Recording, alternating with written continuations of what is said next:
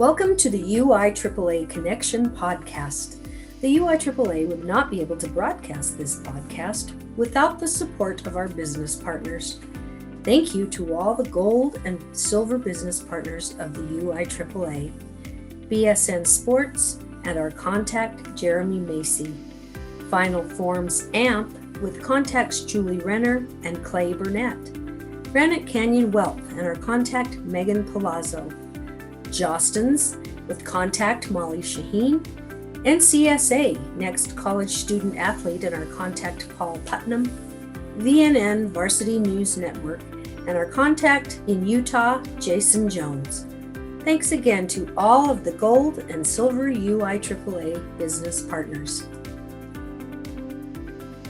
Welcome back to another edition of the UIAAA Connection. I am your host, Mark Hutch Hunter. We are absolutely and unbelievably thrilled to have NIAAA President Dr. Lisa Langston on as our guest today. Lisa, how are you? I'm doing well. Hey, and thanks for having me. No, thanks for making the time for us. Now, I know you've got quite a bit of background to go through, but take a few minutes and talk about growing up, where you went to college, a little bit of your background.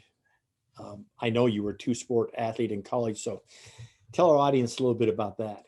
Okay. All right. I'm from Dallas, Texas. I was actually a four-sport athlete in high school. I decided to go to college, and I went to Texas A&M on a full scholarship for basketball. Part of the appeal of going there was also the fact that I would be able to run track.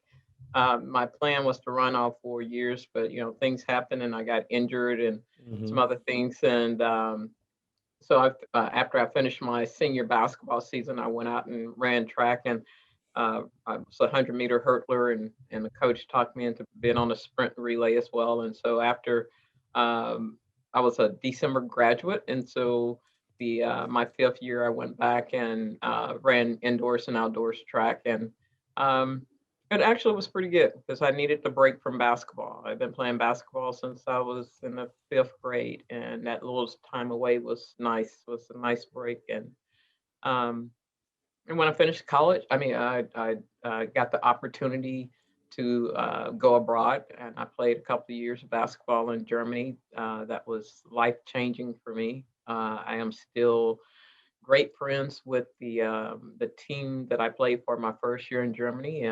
In fact, I would have been in Prince Edward Island last September on a reunion. I've gone back 3 times to visit those old teammates. And then when I wrapped up my playing career, I played a short period in Spain, and my mother struggled with me being abroad. And so I just made the decision to not try to find another team to play for. I came back, started my teaching and coaching career. And I taught and coached for 5 years, and then I got an opportunity to come down to the athletic department and run a new program that our district had started, an intramural program.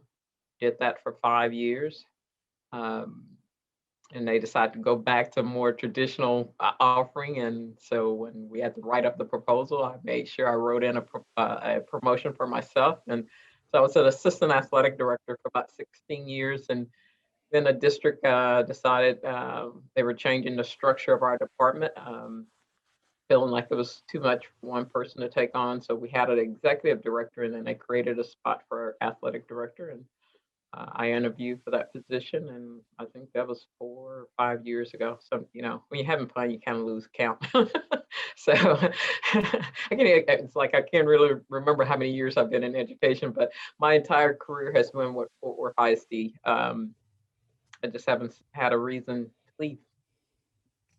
So Fort Worth, now, of course, not being from Texas, we hear of outside of Texas as the Dallas-Fort Worth area. Is Fort Worth as big as Dallas? Is Dallas a bigger? Are they just pretty much sister cities that are right next to each other with a ton of suburbs, obviously, where the Rangers and the Cowboys play in the suburbs? And it's funny because I actually live where the Rangers and the Cowboys play. From my front door to the new Texas Ranger baseball stadium is 2.2 miles. when we were in COVID last summer, I did a lot of walking. So therefore, I can tell you exactly where that is.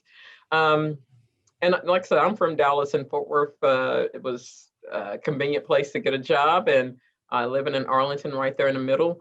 Fort Worth is a lot smaller, a lot slower paced than Dallas. And I'm just going to say this because I work in Fort Worth, but the people in Fort Worth think Dallas is a little pretentious, which I always laugh about, because when people say that, it's like, hey, well, I'm from Dallas, but I get it. Dallas it's a large city. It's the big sister, little sister thing. It is, but both of them are great places. Dallas was a great place to grow up, and Fort Worth is a great place to work. And from what I understand of my limited knowledge of Texas, Fort Worth was originally, years and years ago, it was a cattle town. Is that right? Or is that not a fair assessment? And then obviously grew into this big metropolis, or?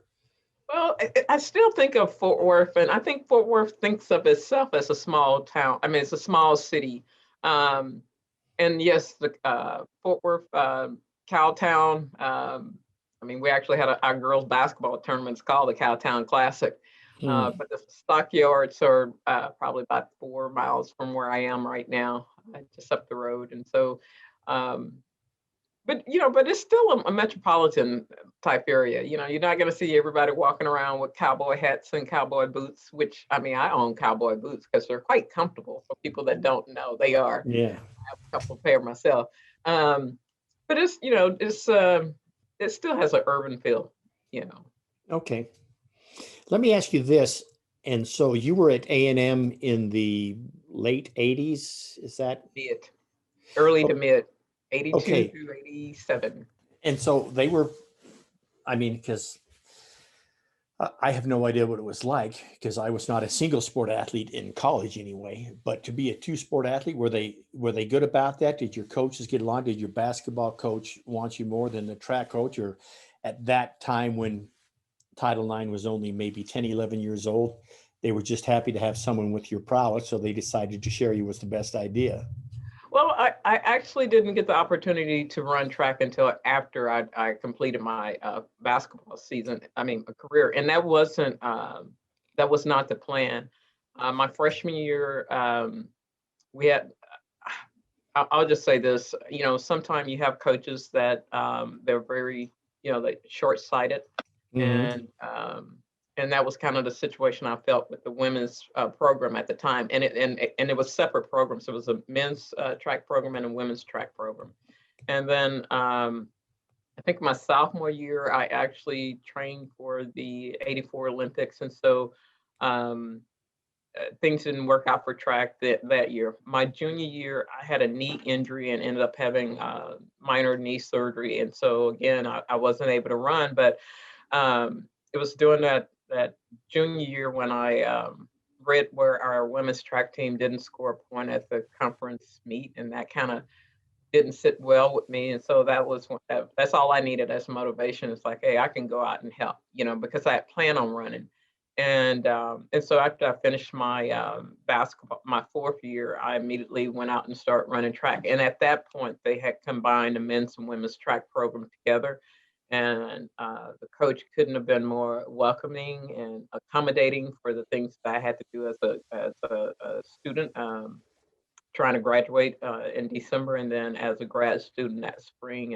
And so I really treasure actually both of those experiences, because traveling with the track team was so different than basketball. The track team, there were people on the track team that I didn't even know. That's how large your track team is, at a collegiate level and stuff. And but just the different dynamics, I appreciated both experiences.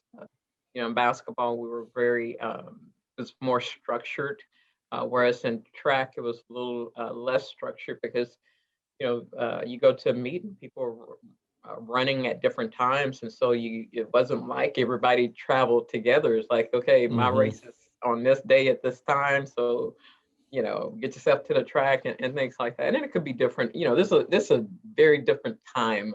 I see collegiate athletics now, and I especially the women's game. I see the A&M women team who squeaked out a victory yesterday, but looking at what they're training situation and their locker room situation is so different than what I experienced. I was talking to someone today or yesterday, and we were talking about AIAW, and I told him, I said, my letter intent was an AIAW, wasn't an NCAA. That's how long ago, I played. Yeah, I understand.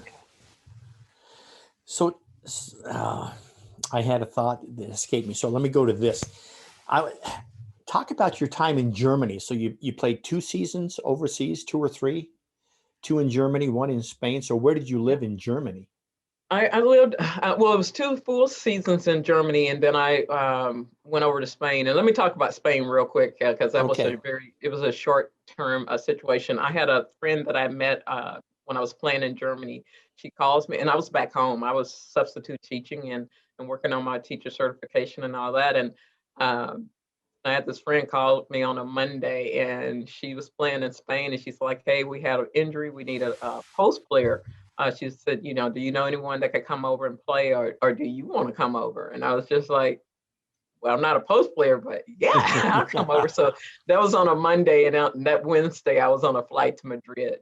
And so I was there about a month and a half, and so it was a great experience. And it was one of those where the experience was so different than Germany that I felt comfortable ending my career at that point. And like I said, my mom was really struggling with me being away.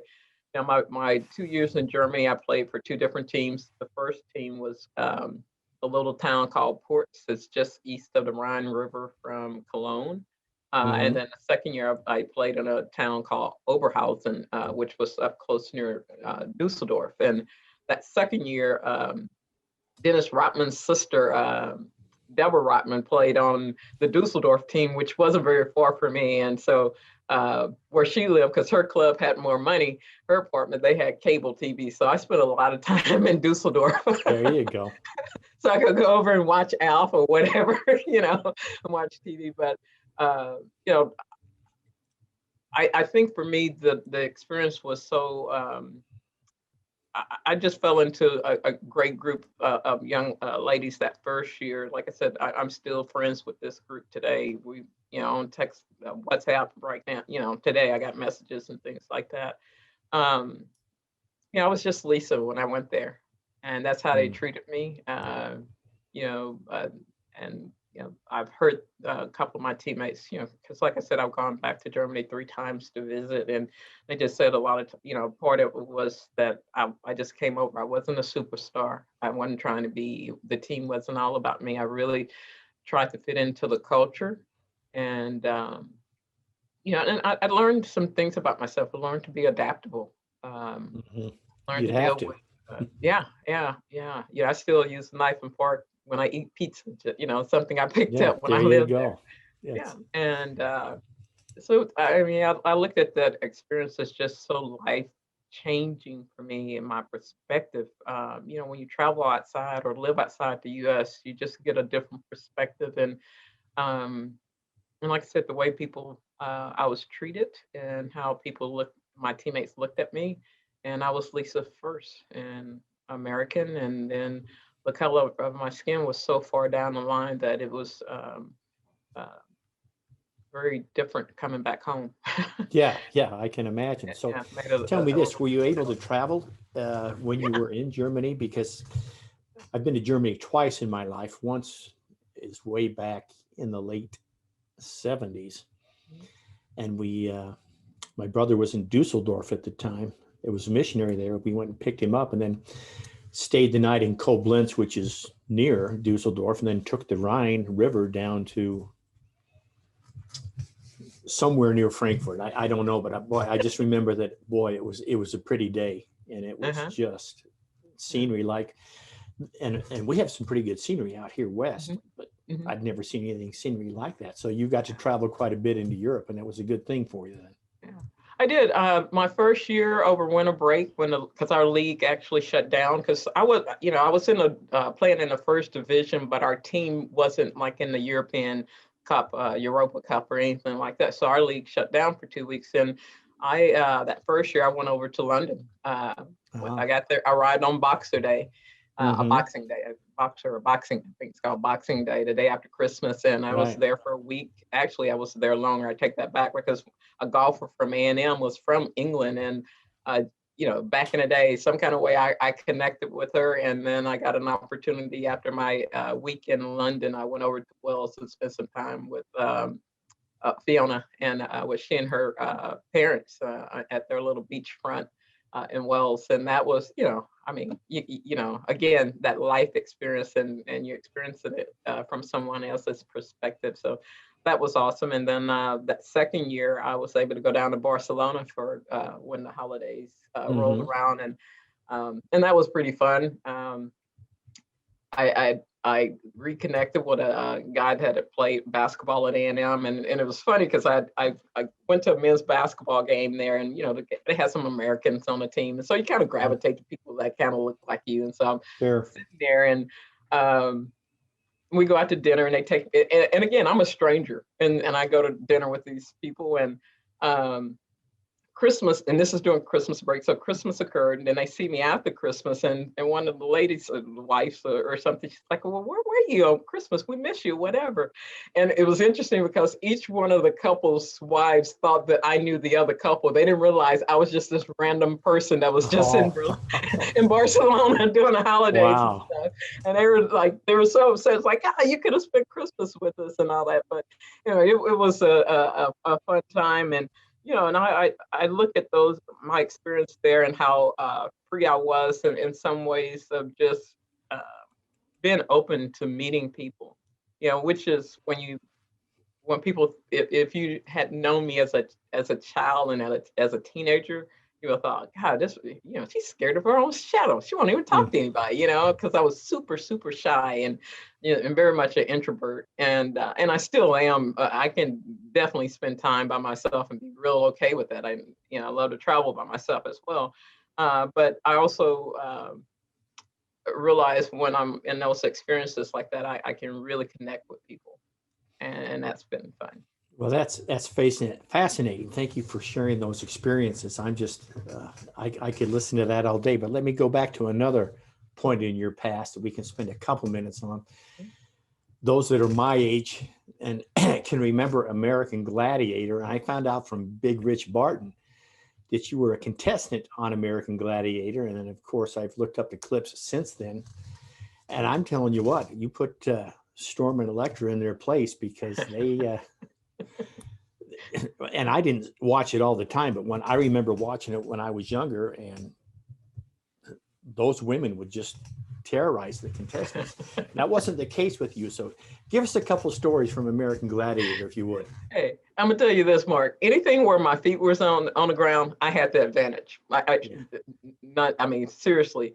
But anything where they had us off the ground, they were at an advantage. I should send you a picture. It's up on my shelf in here, but there's a picture of Storm. We're on that ring thing, and she caught up with me, and she's on my back, and I'm holding on. But then I realized at some point, I don't get any points for just hanging on. You have to get to the other side. And so the photographer, he called this picture, and it's like a series, and it's almost like, it looks like she's just riding me like I'm a horse, and she's on my back. Just giddy up, So, that was pretty funny. But I will tell you, I think of the American, and first of all, before I went on the show, I'd never seen it before. It came on after Saturday Night Live here. If I'm at home, I was asleep at midnight, so I had never really seen it. And I was teaching and coaching at the time, and one of the kids at the school said, "Hey, you would be great for American Gladiator." And I was like, "Okay, you give me a tryout, I'll do it," thinking that would never occur. Had no idea they were going to do a live tour around the U.S. And so I actually did a little show here in Fort Worth, and they had the finals of the live tour, and I got to go to Atlantic City for that. And then I got selected for the show. But I would tell you, I still remember the spot when I got hit by the joust. I mean, I know I had a concussion, no doubt about it. But it was a great experience, but it was the first reality TV show, because when they hit you, it hurt. They hit you. So there was nothing fake about that. So, but yeah, it was, it was a great experience. As a teacher, it worked out well because I was out in LA for a month taping the show. And there were some people that had to take leave of absences and things of that sort. And there were some serious injuries. I went to the first day of taping. I taped my show the second day, and there was a guy that had played linebacker for the Miami Dolphins, and he got hit and it was a new version of Powerball that they were just trying out. And I remember he started to get up, and then he crumbled to the ground, and I was thinking to myself, and I got to do this tomorrow. It's like, oh man, what have I gotten myself into? So I ran fast. You're too humble. The clip that I saw was on an abbreviated football field, and I don't know if it was Storm or Electra or Zap or whoever it was, but all I know is you came down, planted your foot on the other side, and she was like, you just totally juked her, and she was on the ground, and you just kind of walked into the end zone. So I was thinking, yeah, good for you. I like that. Hey, I didn't want to get hit. Yeah, I can understand that. Yeah. Okay, let's get a little bit more serious now. Okay. And let's talk about your journey in the Texas Athletic Director Association, and of course your journey in the NIAAA, which is where I've gotten to know you I feel like I've known you for years and years. We've only been acquaintances here for 2 or 3 years, but I was reflecting on the Texas Association today, and I knew Kelly Reeves back when he was alive, but I'm thinking about all the people I know in the Texas AD Association, and they're all females. Toby Ingersoll, Sandra Mater, Sandra Howell, yourself, and that just struck me as a little bit odd, because I've met some others, but I'm not really tight friends with them. So talk about your journey and how you got involved with the Texas Association and how you got involved with the NIAAA. Okay. Well, with the Texas Association, my colleagues here in our department at that time, they were all members, and so there was the expectation that you would be a member. And once I became a member, the setup was a little different back then. We had a president, we didn't have an executive director, and I just remember this one year we had a Joe Barnett was the president, and Joe was from our region, and we have monthly regional meetings, and I just told Joe, hey, I would like to be more involved with the association. And at that time, I was the NIAAA liaison in a way, and Okay. And so that's kind of how I got my start. And from that, I started attending the national conference. And in fact, the first conference I attended was, I want to say it was 2004 in San Antonio. And from there, in 2004, when I was at that conference, I ran into Annette Scoggins in the hallway. Mhm. And Annette and I had known each other from the early 90s when she was a teacher coach here. And we tell this story. We played on a women's flag football team. We're all coaches. We needed a way to just, Right. Stress reliever or whatever. And the funny thing about it, we were on this team together, but I don't think we had ever had a conversation because Annette is a little quiet, and so was I. And so anyway, we run into each other, and from there, when I would go to the national conference, because I started getting the opportunity to go, she would just kind of stated, hey, you got to get involved. And, we had the ad hoc coaches education committee, which was a great fit for me because I was working on my dissertation at the time. Mhm. And it was about coaches' professional development. And so that was a great marriage for me in that committee. And that's just kind of how I got started. And with our state association, whenever I was asked to be a part of something, to be a panelist or be on a committee, I've always said yes. And so, because I just kind of look to serve. And I'm always involved with the state conference as far as making sure I attend, and because I believe in growing myself, and I just getting the knowledge, but also taking the knowledge and putting it into action and applying it to my everyday world, and then sharing the knowledge I get. One of my coordinators here, we were talking, and I just asked what can I do to help you, and I just remember saying, hey, keep sharing what you share with us. She's like, it gives us a global view of what's going on. And so that, it's it's that desire to connect with people, and Well, that's try to make interesting. a You, difference. you mentioned Annette. I was fortunate to serve on the board with Annette, but I had no idea because she was the Arkansas representative at the time. Mhm. So I just assumed she was I had no idea she was in Dallas, went to Arkansas. I know she went back to Dallas after that time. Mhm. Mhm. So Yeah, that's but she's from Arkansas. Yeah, she is from Arkansas. She's from Arkansas, and like I said, I guess when she got her first teaching and coaching job, it happened to be in Texas. And that's a small world. So now tell our listeners actually about how you came to be on the NIAAA board then. again, it goes back to kind of Annette, because I think she was in Dallas at that time, and we were looking for. I think Texas was up for a rep for the at large, Mm-hmm. and someone asked. A lot of times, think about it when you're coaching. And you have that tall kid walking down the hallway, and that student is not playing sports, and a lot of times it's because no one ever asked. And so Sure. in this case, Annette asked, and he said, "Hey, would you be willing?" And so I talked to my supervisor, because that's one of the things about the board. You have to be in a school district that's going to support that. Absolutely. Yeah, and so my supervisor was like, "Yes, sure." And so I ran, for that at-large seat, um, just just putting my best foot forward, and I was very fortunate going against Ted and Mark, and was selected, and that was kind of my path. You know, I was also on the certification committee, so it's one of those. To be on the board, you have to be involved with the Sure. organization. I've been a panelist at a conference, Mm-hmm.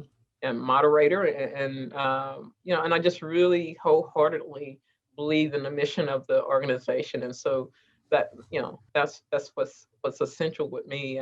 Really wanting to be a active member and contributor, not just a member, but someone that's you know uh, put in the work with the organization, try to uh, embrace the message and the Sure. meaning and the mission and things like that, and share that with others. Well, I admire that. And I ask you about your running for at large because you probably don't know this about me, but I ran and lost back in '99 Hmm. in New Orleans. Hmm. And to put your name out there and to because back then it's changing, but back then it was only 6, 7, and 8. Hmm. And I lost to Mark Ross from Idaho. But I was just an athletic director who figured, we just never lose. I mean, I just figured I'll put my hat in. I don't know who these other guys are. I'm sure they're nice guys, but I just figured I'd win. Yeah. And then they call somebody else winning, and you think, wow. Of course, looking back on it, I got a chance to serve when it was Utah's turn on the board, and I think I was much more effective having spent an additional 9 or 10 years of being prepared to be on the board than had I won at the time. But I just think I love talking to people who throw their name into the ring to run for the NIAAA board, because that's not an easy thing to do. And so I just admire you for that. I just wanted to throw that in there. Well, thank you. Yeah, I mean, it's one of those, just having the confidence, and the faith that you're prepared. Mm-hmm. And it's one of those, if it hadn't happened, I would just said it just wasn't my time. You know, it's just like being a board president. I ran for it twice. First Yeah. time I Nice. didn't get it. No, I ran for it twice myself and didn't get it both times. So I know exactly what you're talking about. Yeah. So reflect on your time now as the president. I realize it's been a little bit COVID, if that's the word. I know that it had to have been disappointing for Lannis, a good friend of mine, being from Tampa and then having it been virtual. And I thought the virtual conference was as incredible as it could have been. but maybe share with our listeners a couple of reflections on your time in this. You've been president now for pretty much 3 months. You've probably been able to travel. I know you were traveling as the president-elect to the section meeting last year, Section 7, which I think may have been the only section meeting that was in person, because I think the next weekend's when we close down. So maybe share a couple of experiences with our listeners. Yeah, you're right. You're absolutely right. Last year, I was the only one from the board that was able to do a face-to-face meeting. But let me also add about Lannis. My heart went out to him as far as, I was disappointed for him to not be able to have that conference in Tampa and have him lead us. But I know that he did an incredible job with the virtual, and I also know that he, like we think that it's not about us, and that's the thing about being the president. It's not about me. It's about our organization and our mission, and just bringing a board together to work for the good and for the benefit of our membership. I mean, that's our task. How do we make this incredible organization even better and reach more people? And the NIAAA, the board, they're family. I'm so hopeful that we can all get together in July and have our first in-person meeting. But there's incredible minds on the board, and running through our first board meeting in February. Now in Texas, we were having a winter storm. So I was very fortunate that I did not lose power at my home, because so many people around me did.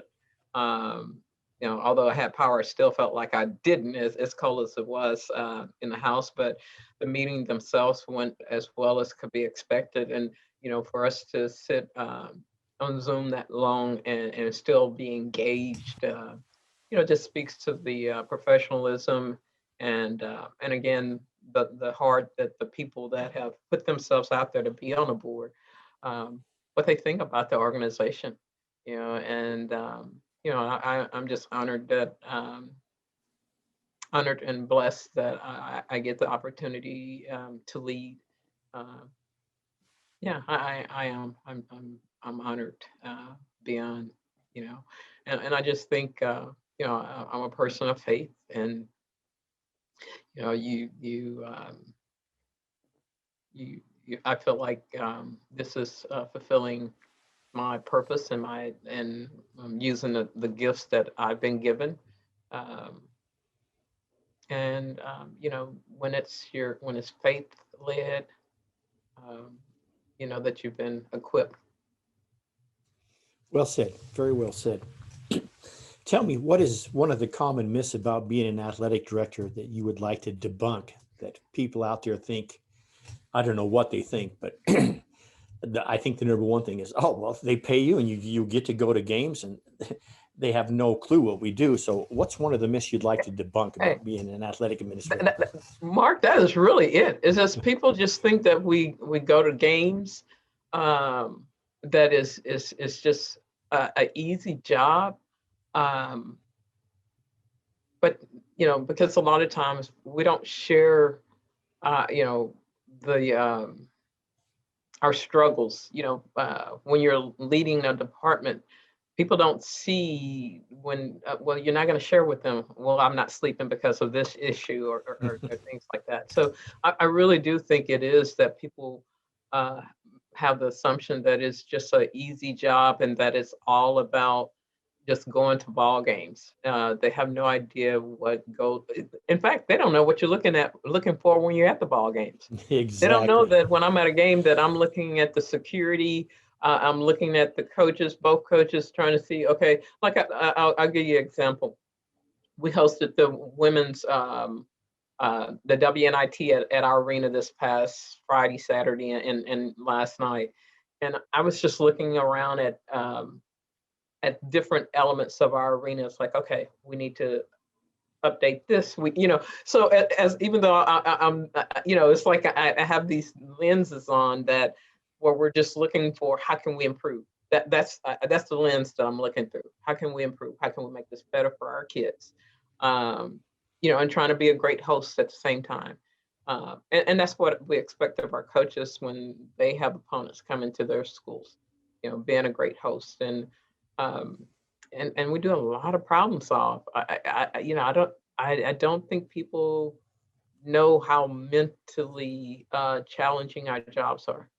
That's what I used to share with my grandmother and my brother. They would have conversations. Lisa, she works so many hours and she's always tired. And I said, well, I'm not digging ditches. I said, but mentally I am. I mean, mentally, Sure. that's what we use is our mental capacity to problem solve and to make things better for our kids and our coaches. Yeah, well said. Thanks for sharing that. What's the favorite part of your job as an athletic administrator? It's connecting with others. Mm. COVID has really put a crimp in my style because I like to go out to the campuses. I like to engage with the student athletes. I like to engage with the coaches, and just number one, I want them to know that I care about them.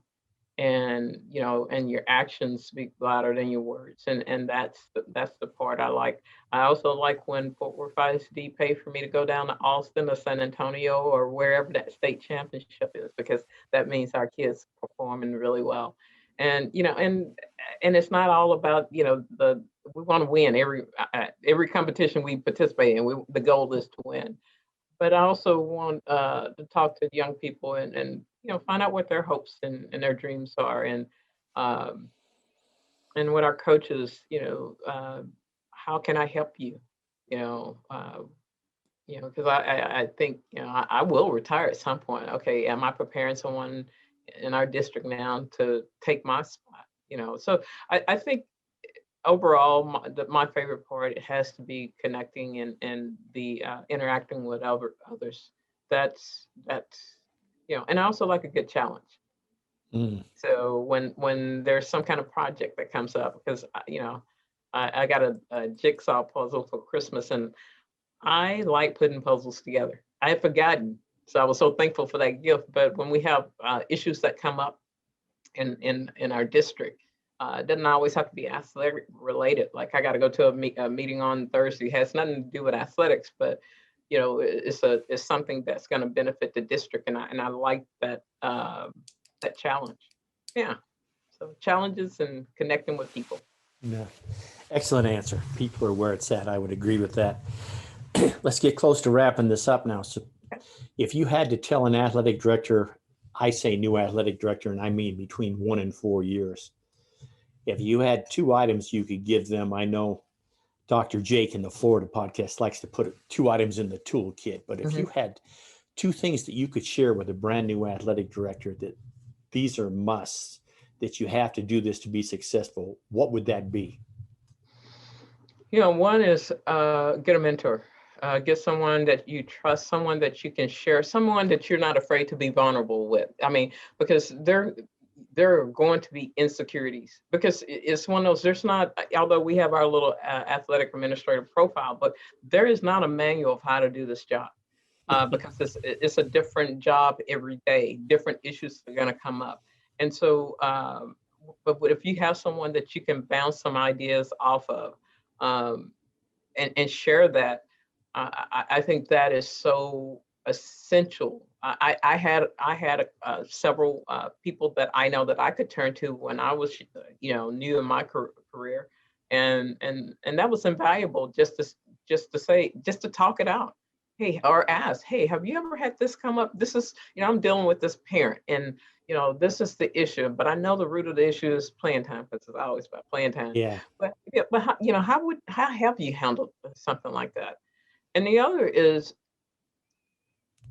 and this is just me, is you've got to take care of yourself. You've got to eat right. You've got to get some sleep, exercise. I mean,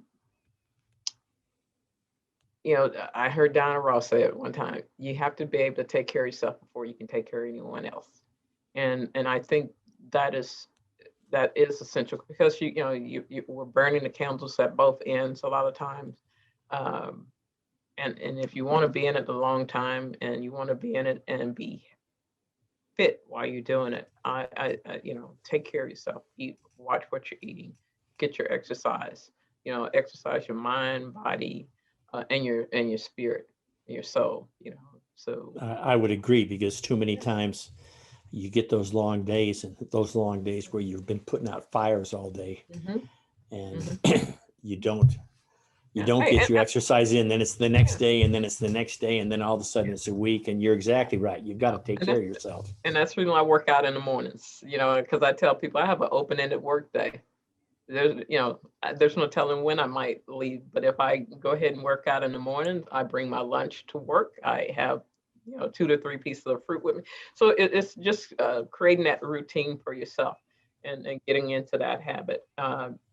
You and Big Rich have that in common. He gets up at 4:30. I'm telling you what, if I got up at 4:30 every day to work out, I would be dead. But Big Rich loves it, so he's my alarm goes off at 4:20. I'm not out of bed at that time, but I definitely and that's my social outlet, because I go to the YMCA, and I have there's a group of people that we all work out in the mornings. And so because there's a lot of times you don't have that social outlet, because we are going to games, and so these are the people I talk to that have nothing to do with sports in that sense. And so it's important to have connection with other people, I think. And so that's what those are the 2 things that I think of: having a mentor or someone that you can, a trusted ally, someone that you can, share with and be vulnerable with. I think that's essential. And then, like taking care of yourself, And if I had a third one in there, I would just say, learn to listen. Listen. Absolutely. That is so true. Thank you for sharing the great ideas. I think particularly the one about taking care of yourself. I see so many ADs, myself included, in my younger years, where you're just not taking care of yourself, and it just takes a toll on you. Let me finish with this. Go ahead. I was about to say, we plan for everything else. So plan for your meals. Plan how you're going to keep that. I mean, and I'm a 20. I'm the 80-20. I eat well during the week, and then on the weekends, if I want to eat a burger, I will. I don't often do, but if I wanted to, I could. Yeah. It just makes me feel better. Absolutely. Let me ask you this question, which I plagiarized from another interviewer. So I'll say that right up front. What question should I have asked you that I failed to ask you?